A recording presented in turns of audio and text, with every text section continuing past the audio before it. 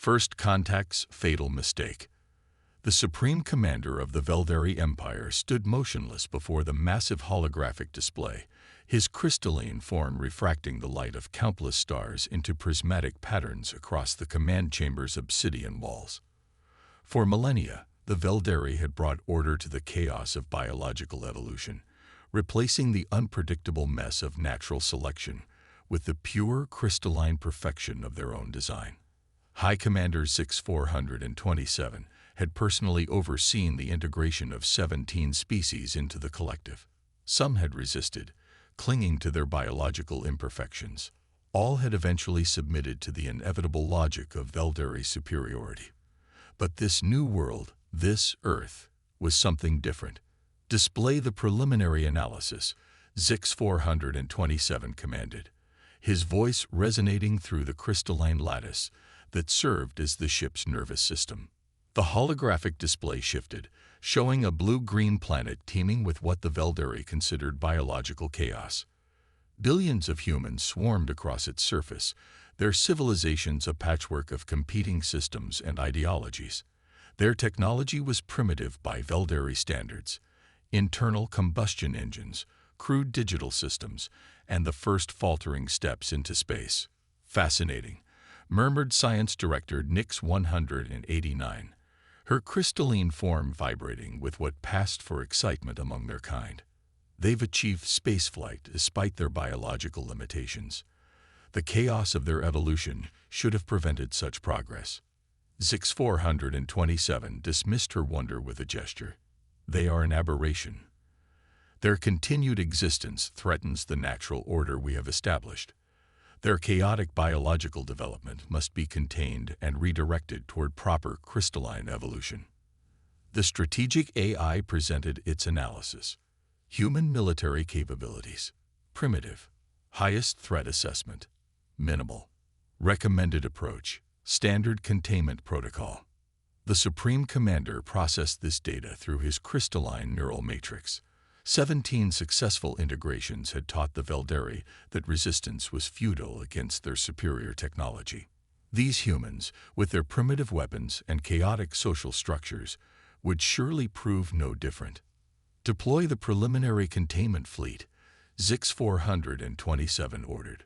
A simple demonstration of our power should suffice to bring them to compliance. How wrong they were. The first Veldari ships appeared over Earth's major cities on a quiet Tuesday morning. Their crystalline structures, beautiful and terrible, refracted sunlight into rainbow cascades across the sky. The humans reacted with predictable chaos. Panic in some regions, celebration in others, and military mobilization everywhere. The Veldari expected this. What they didn't expect was what happened next. When the first containment beam struck New York City, intended to create a crystallization field that would begin the process of ordered evolution, it encountered something unprecedented. The humans had developed experimental quantum shielding technology, crude by Veldari standards, but effective enough to scatter the containment beam into harmless light. Impossible, Zix 427 declared, his crystalline form vibrating with disturbance. Their technological level should not allow for such defenses. Before the Veldari could recalibrate their approach, humanity struck back. Missiles launched from hidden silos carried payloads that the Veldari sensors dismissed as primitive nuclear weapons. They were wrong. The warheads contained experimental sonic devices that shattered crystalline structures at their resonant frequency. 3 Veldari ships exploded into rainbow showers of crystal shards over Earth's atmosphere. They'd been preparing. Science Director Nix 189 realized, her voice carrying what passed for fear among their kind. They knew we were coming. The truth was both simpler and more terrifying. Humanity hadn't known the Veldari were coming. They had simply done what they always did: prepare for every possibility, no matter how remote. Their fiction had imagined alien invasions countless times, and their military minds had developed contingencies for each scenario. The preliminary containment fleet retreated, leaving behind the wreckage of their fallen ships, wreckage that human scientists immediately began studying, reverse engineering, and improving upon with their characteristic speed and creativity. In the command chamber of the Veldari flagship, Zix-427 faced a decision that would reshape the galaxy. The strategic AI recommended immediate full-scale invasion before the humans could further adapt their technology. The science directory argued for a more cautious approach, fascinated by humanity's unprecedented resistance. "We have never failed in integration," Zix-427 declared. "We will not fail now. Prepare the main fleet. We will teach these humans the price of defying the natural order." But as the Veldari prepared their armada, they failed to understand a fundamental truth about their new enemy. Humans had evolved through chaos, through countless disasters and near extinctions. Each crisis had made them stronger, more adaptable, more innovative. They didn't just survive chaos. They thrived in it. And now, as the humans recovered the crystalline technology from the fallen Veldari ships, they were already adapting it, improving it, finding ways to turn the Veldari's own perfect order against them. In labs across the globe, scientists worked tirelessly to understand the alien technology. Military strategists developed new tactics. World leaders, for the first time in human history, found themselves truly united against a common threat. The Veldari had made a fatal mistake. They had judged humanity by their technology, by their apparent disarray, by their biological imperfections. They had failed to see that these very imperfections, this chaos they so despised, was humanity's greatest strength. As the main Veldari fleet assembled, preparing to bring order to Earth through overwhelming force, they remained unaware that their preliminary attack had awakened something that would shake the foundations of their empire. They had wanted to contain and redirect human evolution. Instead, they had triggered an explosion of human innovation and unity that would rewrite the rules of galactic civilization. The war that followed would teach the galaxy a lesson written in crystal and blood. Never underestimate a species that had turned survival into an art form. Never underestimate humanity. The Awakening Giant. In the 6 months following the failed Veldari incursion, Earth underwent a transformation that would have seemed impossible before first contact. Ancient rivalries dissolved in the face of extinction. Former enemies now shared laboratories, military bases, and a singular purpose: survival. Dr. Sarah Chen stood in the heart of the newly established Global Defense Research Center, surrounded by holographic displays showing the dissection of Veldari crystal technology. The facility, buried deep beneath the Swiss Alps, represented humanity's greatest collaborative scientific effort in history. "The crystal matrices aren't just technology," she explained to the assembled military leaders. "They're alive, or at least semi-organic. The Veldari didn't build these ships, they grew them." General Marcus Rodriguez, commander of the newly formed Human Defense Coalition, HEC, leaned forward. "Can we replicate it?" Sarah's eyes gleamed. "Better. We can improve it." The Veldari pursuit of perfection made their technology predictable. "We're introducing controlled chaos into the crystal growth process. The results are extraordinary." On the central display, a simulation showed their latest breakthrough: hybrid crystals that combined Veldari precision with human unpredictability. Where Veldari crystals grew in perfect, predictable patterns, these new formations evolved and adapted, creating structures that even their creators couldn't fully predict. "They thought their evolution was complete," Sarah continued. "That's why they can't adapt quickly. But we're still evolving, still changing. We're teaching their crystals to do the same." The first proof of concept came 3 weeks later, when the Veldari main fleet arrived at the edge of the solar system. Their arrival was heralded not by fear, but by grim determination. Humanity was ready. The Veldari fleet emerged from faster-than-light travel in perfect formation, a crystalline lattice of warships that would have been beautiful if it wasn't designed for genocide. High Commander Zix-427 observed Earth's defenses with what passed for amusement among his kind. "Their preparations are admirable," he noted, "but futile. Begin the synchronized assault."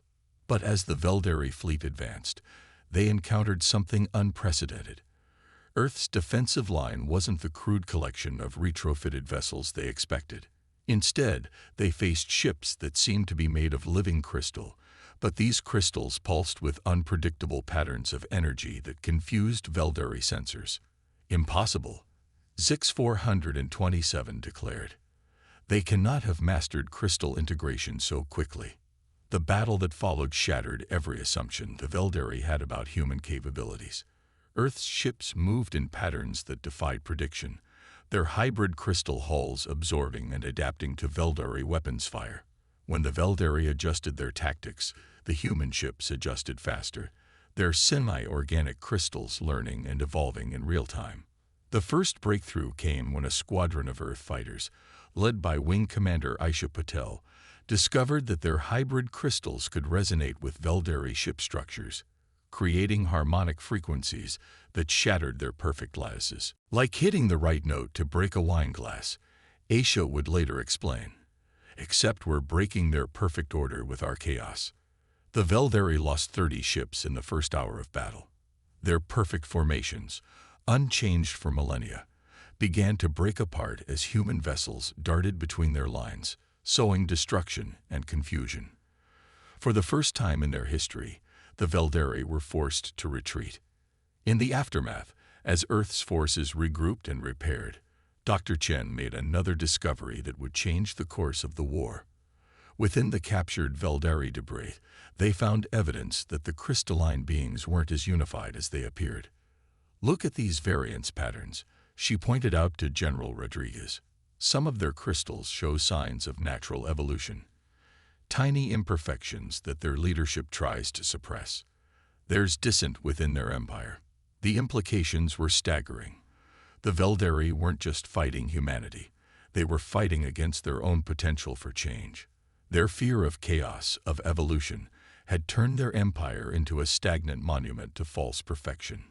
The Human Defense Coalition quickly adapted this knowledge into a new strategy. As they prepared for the Veldari's inevitable return, they began broadcasting messages into space, not just military communications, but art, music, literature, and most importantly, evidence of how humanity's chaos had led to their rapid advancement. We're not just fighting their ships, General Rodriguez told the United Earth Council. We're fighting their ideology, and we're going to show them that their fear of change is their greatest weakness. In orbit above Earth, the new hybrid crystal ships continued to grow and evolve.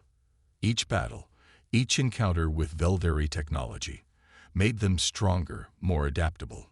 Humanity had taken the Veldari's greatest strength and transformed it through the power of their own greatest asset, their embrace of change and imperfection.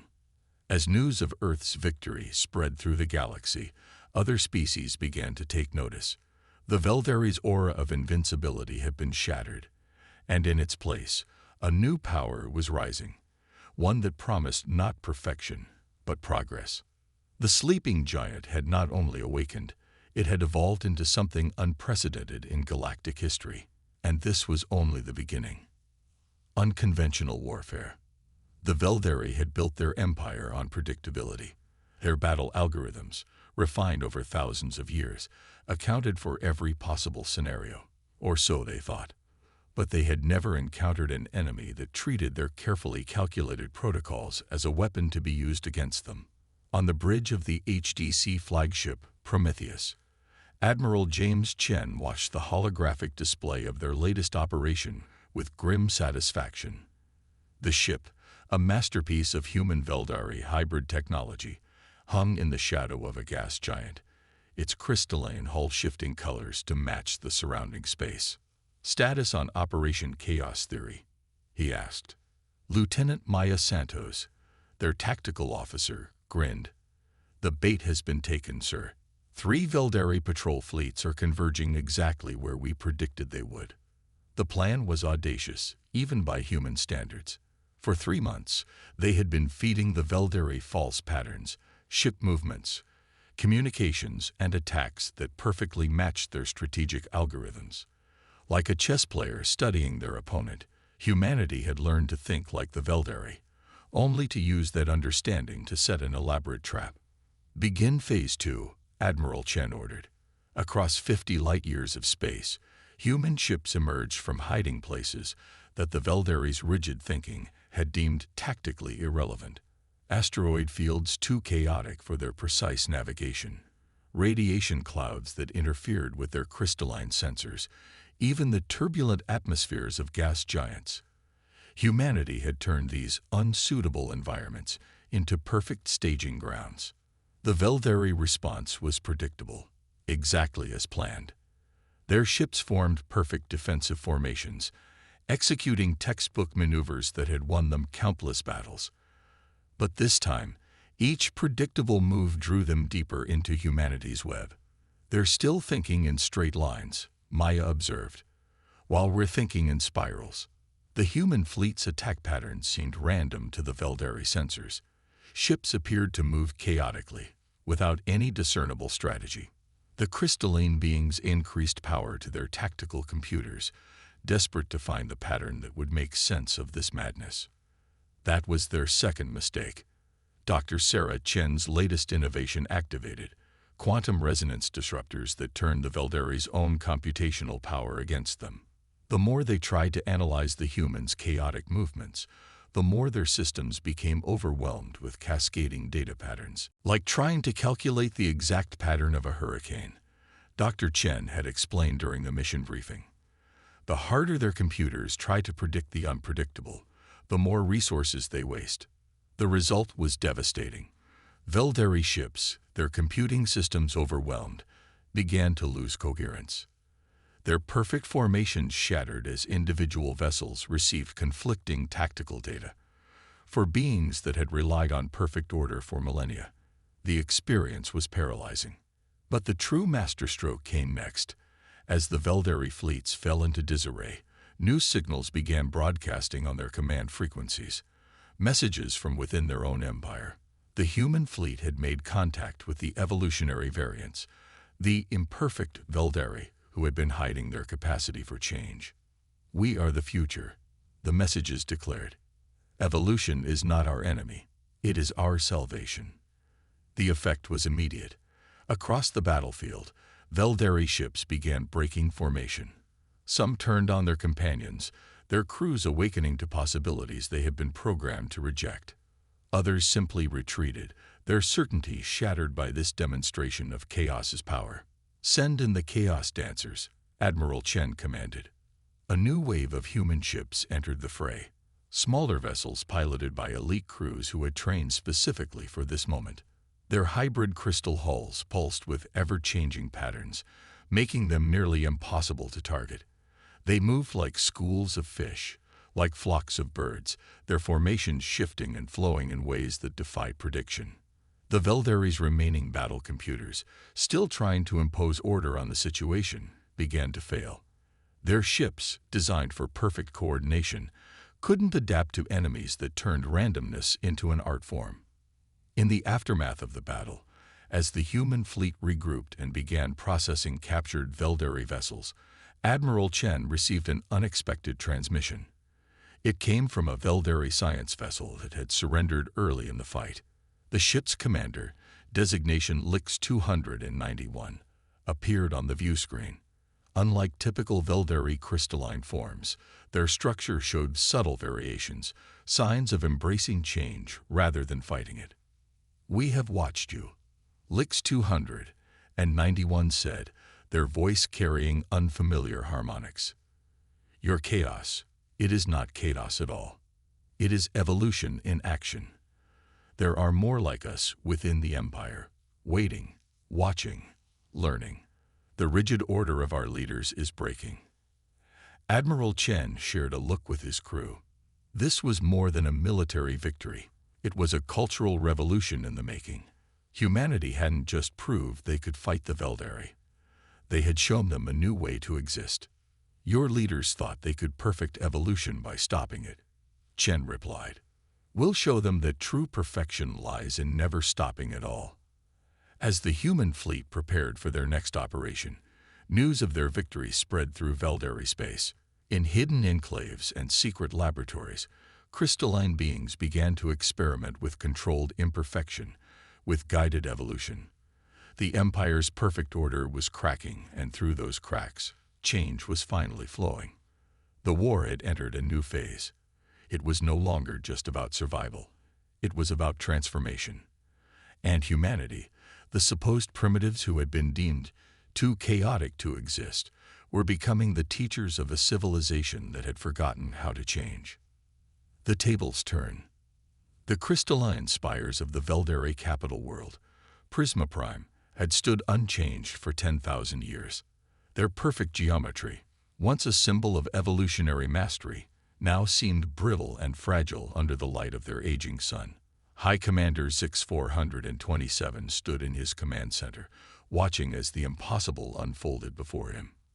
Across Veldari space, revolution bloomed like fractal patterns in their once perfect crystal society. The humans hadn't just beaten them militarily. They had infected them with something far more dangerous: hope. "Show me the latest report," he commanded, his voice lacking its usual resonance. The holographic display flickered to life, showing dozens of Veldari worlds where the rigid patterns of their civilization were breaking down. On some planets, entire crystal cities had begun to evolve, their structures twisting into new forms that embraced controlled chaos. The imperfects, as they called themselves, were no longer hiding. But it was the human advance that truly terrified him. Their fleet, now augmented by rebel Veldari vessels, moved through space like a living thing, adapting and evolving with each engagement. Traditional Veldari battle doctrine had become worse than useless. It had become predictable. On the flagship Prometheus, now deep in Veldari space, Dr. Sarah Chen made a discovery that would change everything. She had been studying captured Veldari historical records when she found it, the true reason for their fear of evolution. They didn't stop evolving because they achieved perfection, she explained to Admiral Chen and the gathered War Council. They stopped because they were afraid. Their natural evolutionary path was leading them towards something they couldn't control.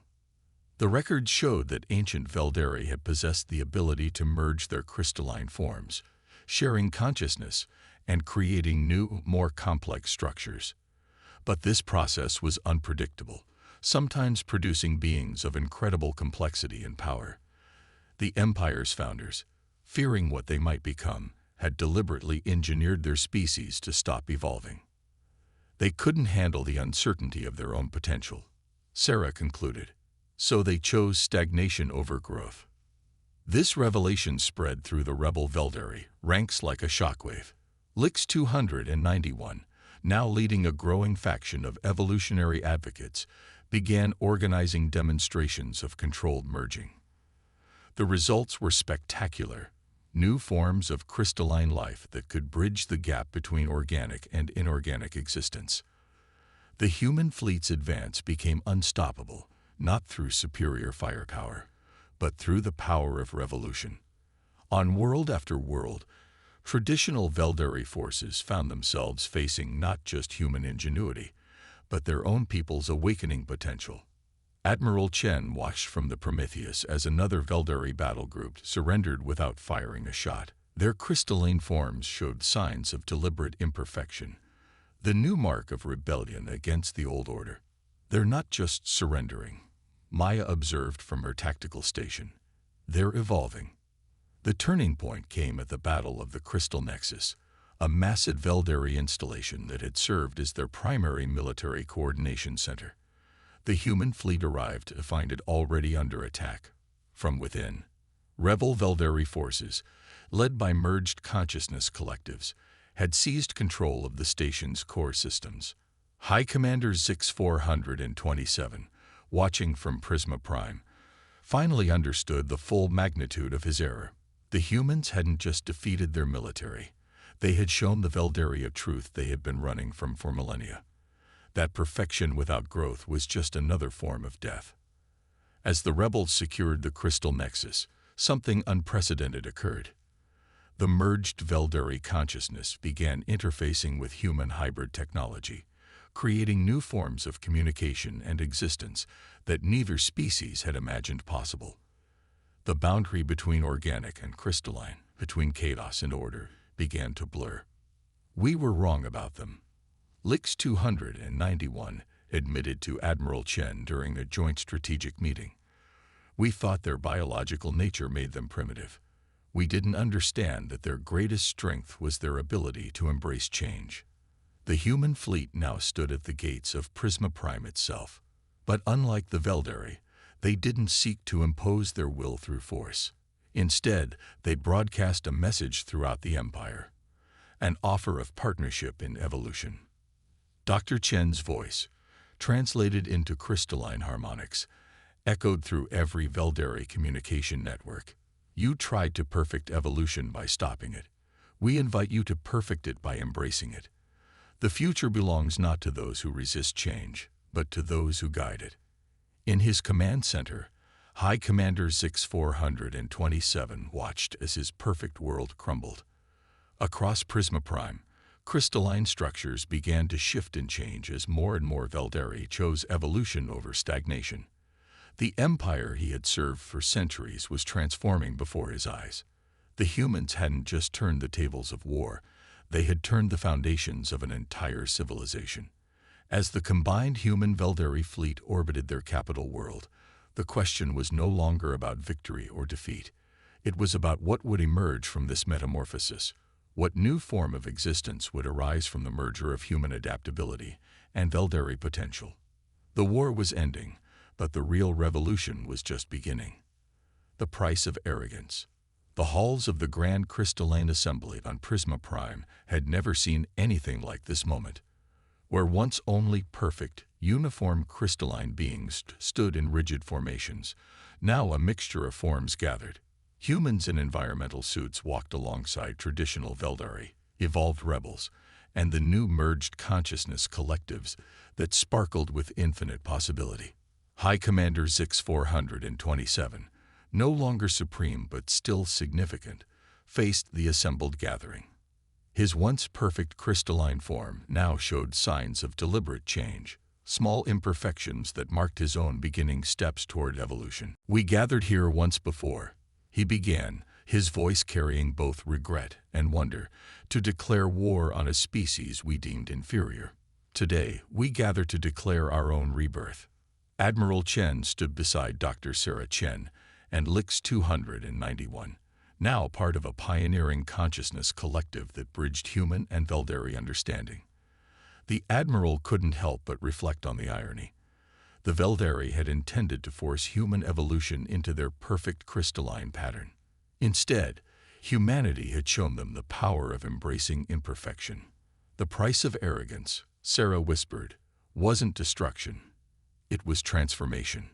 The evidence of this transformation surrounded them.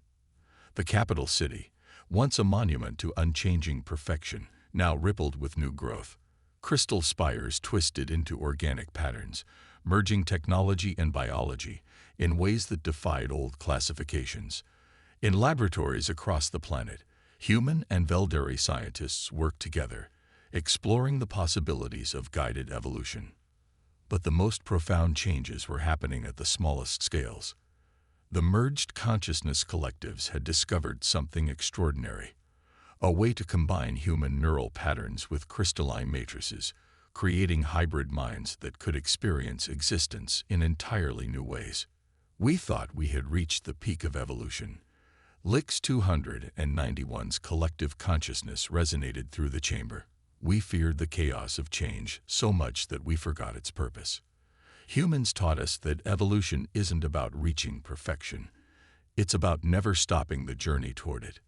The Assembly had gathered to ratify the Evolutionary Accord, a document that would forever change both species. Under its terms, the Veldari Empire would be transformed into the Galactic Evolution Cooperative, dedicated to studying and guiding the natural development of all species, not toward some predetermined, perfect form, but toward their own unique potential. Admiral Chen stepped forward to address the Assembly. When you came to Earth, you saw our chaos as a weakness. You thought our biological imperfections made us inferior, but it was those very imperfections, our ability to adapt, to change, to evolve, that proved to be our greatest strength. The chamber resonated with harmonious agreement, a sound that would have been impossible months ago. The rigid hierarchy of the old empire had been replaced by something more organic, more dynamic. Even those Veldari, who had initially resisted change, were beginning to see the beauty in controlled chaos.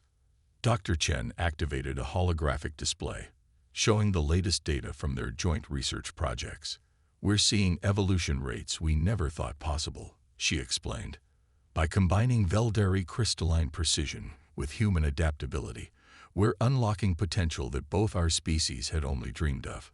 The images showed new forms of life emerging, crystalline structures that could think and grow like organic beings, human neural patterns that could exist within living crystal matrices. The boundary between biology and technology, between chaos and order, was dissolving. High Commander 6427, in what would be his final act as a traditional Veldari leader, stepped forward to sign the accord. As he did, his crystalline form began to change, embracing the evolution he had fought for so long. "The price of our arrogance," he declared, "was the loss of our illusions, and in losing them, we have gained something far greater." The ceremony concluded with a demonstration that would have been unthinkable months ago. A group of human volunteers and evolved Veldari joined in the first public consciousness merging, their minds and forms blending into something entirely new. The resulting entity pulsed with both crystalline precision and organic creativity, a living symbol of what could be achieved through cooperation rather than conquest. As the new era dawned, ships departed from Prisma Prime, carrying the message of transformation to other worlds. The story of the war that had begun with an attempt to suppress evolution had ended with its ultimate triumph. But this was not the end. It was merely the beginning of a new chapter in the story of consciousness itself. Admiral Chen, watching the merged beings explore their new existence, smiled. "They came to teach us the perfect way to exist," he mused. "Instead, we taught them that the only perfect way to exist is to never stop learning new ways to exist." The price of arrogance had indeed been high, but its payment had purchased something priceless, a future without limits, where the only constant was change itself. As the newly formed Galactic Evolution Cooperative took its first steps into that future, one truth became clear. The universe belonged not to those who claimed perfection, but to those who never stopped reaching for it.